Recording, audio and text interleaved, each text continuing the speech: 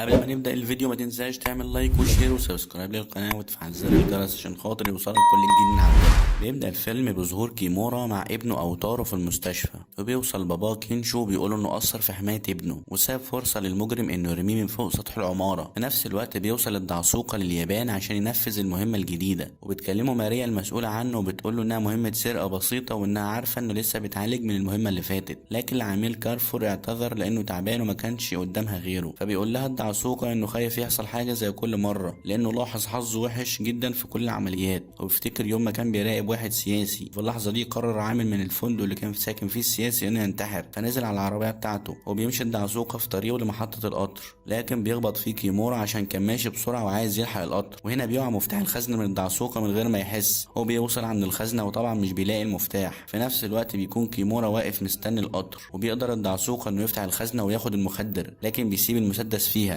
وبتقول له ماريا ياخده عشان يدافع بيه عن نفسه. لكن الدعسوقة بيرفض ويقول لها إنه بيتعالج من الغضب والانفعال ومش معقول يمشي بمسدس. وبيوصل القطر وبيركب كيمورا وبيلحق الدعسوقة القطر على آخر لحظة، وبيدخل كيمورا يدور على العربية اللي كان فيها الشخص اللي زي ابنه من السطح. في الوقت ده بيكون العميل يوسفي مع أخوه ليمون في القطر بينفذوا مهمة جديدة، فبتقول له ماريا للدعسوقة إن مهمته ياخد شنطة ورق عليها ورقة مميزة بعلامة القطر. هنا بيقابل مفتش التذاكر لكنه بيتفاجئ الدعسوقة إن التذكرة مش معاه، فبيقول له المفتش ينزل المحطة اللي جاية، طبعا ده غير عندنا في مصر. وبيوصل كيمورا عند رقم العربية اللي المفروض يكون المجرم قاعد فيها، وفي اللحظة دي بيتفاجئ إن اللي موجودة بنت اسمها برنس، فبيعتذر لها وبيفتكر إنه غلطان، لكن بتروح فجأة مكهرباه بتقول له إن هي اللي بتدور عليها. وبيلاقي الدعسوقة الشنطة اللي عليها اللزق. في نفس الوقت بيفوق واحد اسمه بيرسي ابن رئيس عصابة الموت الأبيض، وبيكون اتخطف من عصابة صينية، والموت الأبيض بعت ليمون ويوسفي ينقذوه، كمان يجيبوا شنطة الفدية بتاعته. وبيقول ليوسفي إنهم قتلوا ناس كتير جدا لغاية ما قدروا يهربوه. في الوقت ده بيكون الدعسوقة رايح ناحية الباب عشان ينزل أول ما القطر يفتح، وبيروح ليمون يجيب الشنطة عشان يتحركوا. في اللحظة دي بيتصل الموت الأبيض بيوسفي بيسأله عن ابنه والشنطة، فبيقول له إن كل حاجة تمام، لكن بيلاحظ إن ليمون وهو بيدور على الشنطة مش بيلاقيها. بيقول له ليمون إن الشنطة اختفت. في اللحظة دي بيقف القطر، وقبل ما ينزل الدعسوقة بيلاقي قدامه الذئب اللي بيروح ضربه ومرجعه تاني للقطر. وبيفوق كومورا وبيستغرب إن برنس هي اللي حاولت تقتل ابنه، فبتقول له إنها عملت كده عشان تجبره يدور عليها ويساعدها في قتل الموت الأبيض، وبتحط متفجرات في المسدس تخلي أي حد يدوس على الزناد يضرب فيه وينفجر فيه هو. بتقول له إن في حد بيراقب ابنه وإذا ما اتصلتش بيه كل 10 دقايق هيقتله، فبيضطر كيمورا إنه يوافق ويساعدها. وبتقول له إن الموت الأبيض ناس كتير بتحاول تقتله لكن مفيش ولا واحد فيهم قدر عليه غير إنه بيقتلهم بنفس سلاحهم. بتقول له إنها كانت بتراقبه وعارفة إنه وصل شنطة الفدية للعصابة الصينية، وكل اللي عليهم إنهم يلاقوا الشنطة دي ويحطوا جواها متفجرات. أول ما الموت الأبيض هيفتحها هتنفجر فيه. في نفس الوقت بيقول يوسفي لليمون إنهم لازم يلاقوا الشنطة اللي اتسرقت وإلا الموت الأبيض هيقضي عليهم كلهم. لكن أول ما بيرجعوا مكانهم بيتفاجئوا إن بيرسي كمان اتقتل، ونشوف حكاية الذئب وليه عايز ينتقم من الدعسوقة. وبنعرف إن واحد من رجال العصابات اللي عملوا جرائم كتير وكان بيشتغل مع المافيا ورئيسها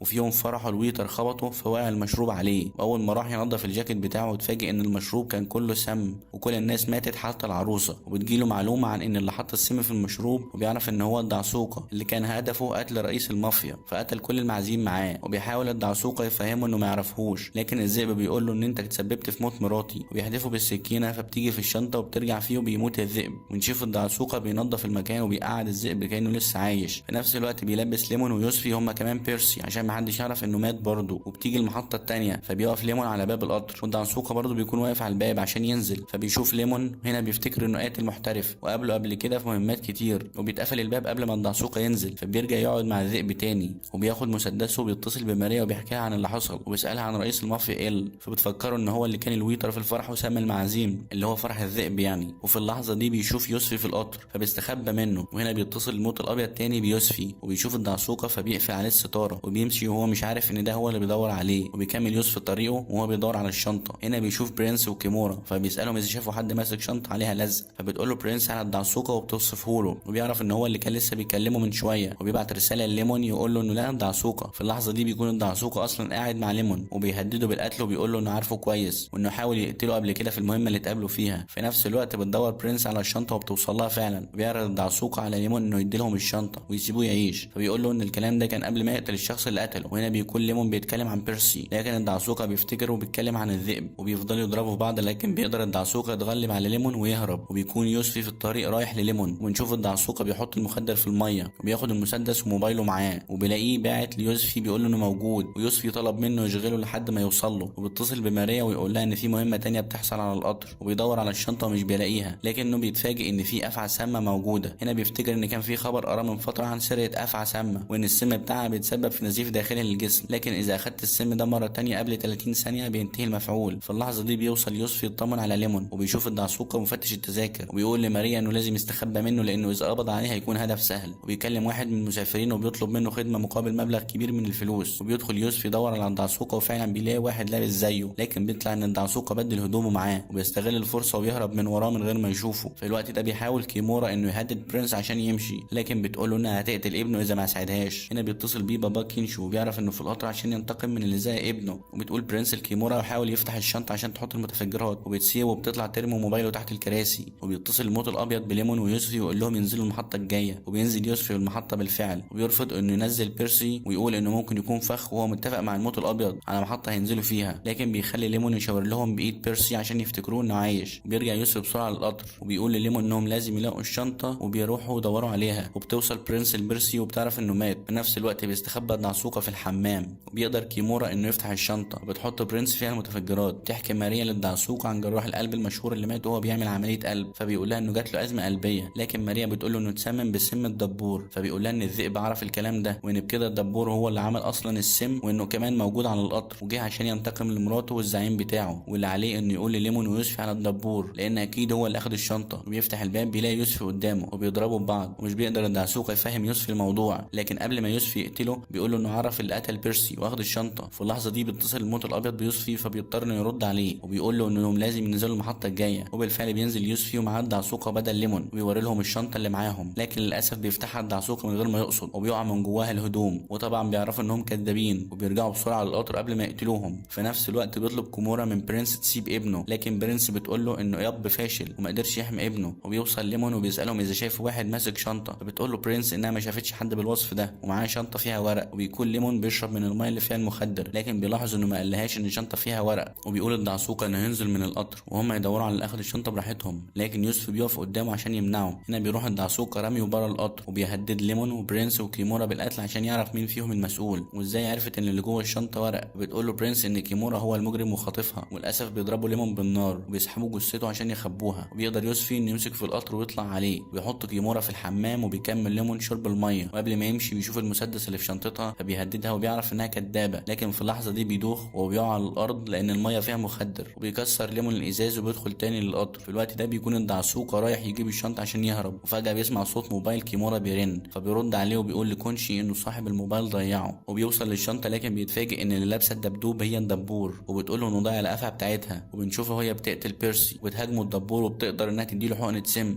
لكن الدعسوقه بيديها منها وبيكملها فيها. وهنا بتضطر تطلع الجرعه الاحتياطي، وقبل ما تاخدها بيخطفها منها الدعسوقه وبياخدها هو. وطبعا بتموت الدبور في خلال 30 ثانيه. وبيوصل يوسفي وبيعرف ان ليمون مات، وبيتصل الموت الابيض بيوسفي وبيقول له انه هيقتله هو واخوه. هنا بيشوف يوسفي برنس قدامه، لكن بعد ما بتمشي بيشوف ورقه بتاعت ليمون على ظهرها، فبيعرف ان هي اللي قتلته. قبل ما يقتلها بيوصل الدعسوقه وبيتخانق معاه، وبتقول له برنس انه خطفها، وطبعا بيصدقها. والمحطه اللي بعدها بيركب كينشو. اول ما بيسمع صوت الدعسوقه بيعرفه، فبيقعد جنبهم يراقبهم. فجاه القفعه بتاعت الدبور بتعض الدعسوقه، فبيجري على الحمام عشان يتخلص من السم ومنها. وبيعرف كينشو ان برنس هي اللي عملت كل ده، وبتقول له ان ابنه وحفيده الاتنين ماتوا. لكن في اللحظه دي بتكون الممرضه بتقتل المجرم اللي عند حفيده في المستشفى، وبيقول لها كينشو ان ابنه عايش وحفيده في امان. مش بتصدق برنس كلامه، فبتجري عشان تتاكد بنفسها. وبيرجع الدعسوقه يقعد مع كينشو اللي بيحكي له قصته، وبيقول له انه كان مستشار رئيس المافيا، وفي يوم اشتغل الموت الابيض عندهم، وقدر انه يكون واحد من مستشارين رئيس المافيا الكبار. وعلى الرغم من انه حذر رئيسه كتير، غير انه ما اهتمش، وللاسف قتل الموت الابيض رئيس المافيا وعصابته كلها. وانه رجع بيته لقاه متدمر ومراته مقتوله، لكن لقى ابنه لسه عايش. وبيقول كينشو انه قعد سنين يدور على الموت الابيض عشان ينتقم منه، وبيطلب منه يروح يجيبوا كيمورا عشان يشتركوا في قتل الموت الابيض، وبيديله شنطه الفلوس لان هو اللي هيسلمها. وبيروح كينشو يلاقي ابنه عايش، ويفوق كمان ليمون. وبيسال عن اخوه يوسفي، لكن للاسف بيلاقيه مات. وبيتخانق ليمون مع الدعسوق عشان قتل اخوه، لكن كيمورا بيبعدهم عن بعض، وبيقول لهم كينشو ركزوا في قتل الموت الابيض وبس في الوقت الحالي. في اللحظه دي بيكون الموت الابيض قاعد على المحطه مستنيهم، وبتكون برنس واقفه في القطر ماسكه المسدس ومنتظراه. واول ما بيشوفها بتطلع بنته، وانها شريره زيه، لكن هو مش بيحبها عشان بنت. وبيطلع الدعسوقه بالشنطه وبياخدها منه مساعدين الموت الابيض، وبتهدده برنس بالقتل عشان ياخد المسدس ويقتلها زي ما بيعمل مع اعدائه. لكن الموت الابيض بياخد مسدسها وبيمشي، وبيقول للمساعدين بتوعه يفتحوا الشنطه. وبيبدا ليمون ينفذ خطته عشان يشغل القطر، لكن بيلاقي كل حاجه بالياباني ومش بيعرف يشغله. عمله. وبيفهم الدعسوقة ان الموت الابيض هو اللي مجمع كل اعدائه في القطر، وبيقول للموت الابيض انهم اتسببوا في موت مراته وهو كان بيحبها جدا، وعشان كده قرر يجمعهم ويخليهم يقتلوا بعض. وبيقول ان ليمون ويوسفي كانوا بيقتلوا رجالته، فاضطر انه يسافر. وفي اليوم ده ابنه عمل مشكله، فمراته اخذت العربيه وراحت تلحقهم، وللاسف افتكروها هو اللي في العربيه وفجروها، عشان كده كان لازم ينتقم منهم كلهم حتى من ابنه. وبيقول له انه مش باقي غيره، بيكلموا على انه كارفور اللي فجر العربيه. هنا بيفاجئوا الدعسوقة وبيقول له ان هو مش كارفور، وان كارفور اعتذر عن المهمه وهو مش كارفور الحقيقي. في اللحظه دي بيفتحوا الشنطه وبتنفجر فيهم، وبيبدا كينشو يقتل العصابه، وبيشغل ليمون القطر بس على سرعه كبيره جدا بسبب انه ما بيعرفش ياباني، وبيقتل الجد كل العصابه لغايه ما بيقف قدام الموت الابيض. وبيروح الدعسوقة يقول لليمون يهدي السرعه، لكن ليمون مش بيعرف، وبيطلع كينشو السيف بتاعه، وبيبدا الموت وكينشو يحاربوا بعض، لكن بيقدر الموت الابيض انه يسيطر على كينشو. في نفس الوقت بينقذ الدعسوقة ليمون من واحد كان هيقتله، بياخد ليمون واحد من المجرمين وبيقع بيه في الميه. في اللحظه دي بيشوف الدعسوقة فرامل اليد، وبيشد الاسلاك عشان يشغل الفرامل بتاع اليد، وبيحط الموت الابيض رصاصه واحده وبيجرب في نفسه مره في كينشو مره، وبيقوم كيمورا وبتوصل له ازازه الميه، فبيحدفها في الموت الابيض عشان ينقذ باباه. بيطلع القطر من على القضبان وبيعمل حادثه، وبيطلع الموت الابيض يقتل الدعسوقة، لكن الدعسوقة بيقول له ان هو مش كارفور. فبيتعصب الموت الابيض من الغلطه اللي حصلت وبوظت انتقامه، وبيطلع المسدس بتاع بنته، واول ما بيدوس على زناد بينفجر فيه وبيموت الموت الابيض في سلام تام. وبتقف برنس تقول لهم انها قتلته وهتبقى هي الموت الابيض الجديد، وبتطلع الرشاش عشان تقتلهم، لكن فجاه بتظهر عربيه برتقان تخبطها وبتموت. وفي النهايه بتوصل ماريا عشان تطمن على الدعسوقة، وبيمشوا من المكان مع بعض. في نفس الوقت بيطلع ليمون لسه عايش، وهو اللي كان سايق عربيه البرتقان اللي خبطت برنس. ولحد هنا يكون خلص فيلم النهارده. ما تنساش تشترك في القناه وتفعل زر الجرس عشان خاطر يوصلك